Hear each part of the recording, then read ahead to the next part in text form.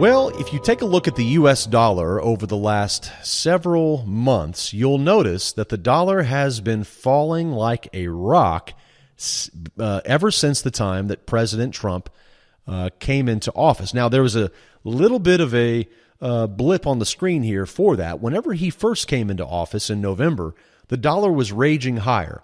Now, why was that the case? Why was the dollar rising right whenever President Trump came into office? Well, mainly because there were a lot of promises. These promises included things like Trump calling China a currency manipulator, which never materialized.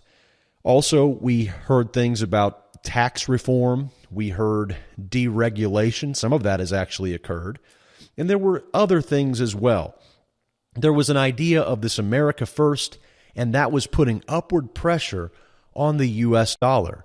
And so we saw really good strength in the U.S. dollar for the first couple of months while Trump was first in office. But since 2017 began, we have seen quite the opposite.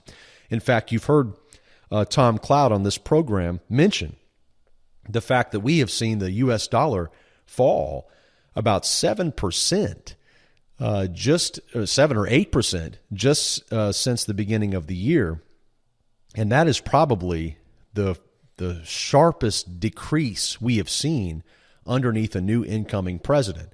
So it's been a very volatile time for the U.S. dollar.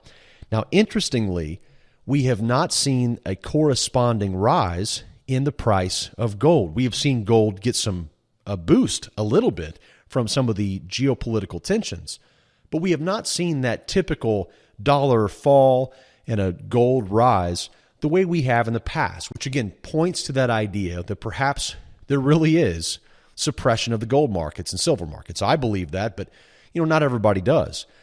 I've studied the gold and silver suppression for quite a long time, and I believe it to be very real based upon solid evidence. And I think we can even see that here in this environment as we see the dollar falling and gold and silver fairly muted in their overall rise. Although we are getting some new information this week, and Tom will have an update in just a moment about some of the things that are happening in that gold and silver manipulation. We'll get into that in just a moment with Tom. But there was an interesting quote that was put out by a Russian deputy foreign minister, specifically about the U.S. dollar. And I'm going to read this quote to you. It's a very important thing that's happening right now. The latest sanctions that the U.S. applied to North Korea, to Iran, and to Russia, which President Trump just recently signed, caused more tensions, of course, between all of those countries and the U.S. In particular, Russia is responding by targeting what it perceives to be as our Achilles heel, and that is our currency, that is the U.S. dollar. So they're targeting not just the U.S. dollar, but they're targeting the demand for the U.S. dollar. This, of course, for those of you who have read our petrodollar system article, if you haven't read that, go to ftmdaily.com/petrodollar. Very important four-part article series we've written about how the dollar works. Well, here's a quote from Russia's deputy foreign minister. He says, "We will, of course, intensify work related to import substitution, reduction of dependence on U.S. payment systems, on the dollar as a settling currency, and so on. It's becoming a vital need." The Russians believe that Washington is engaging in a full-fledged trade war right now with their country. And so therefore, they are playing tit for tat, and they are trying to decrease their overall demand for U.S. dollars, especially when it comes to settling trade. This is exactly what the U.S. does not need right now, especially as we are trying to navigate this very unprecedented economic time. Now, this is good news for not the U.S. dollar necessarily, but for things that go up traditionally whenever the U.S. dollar goes down.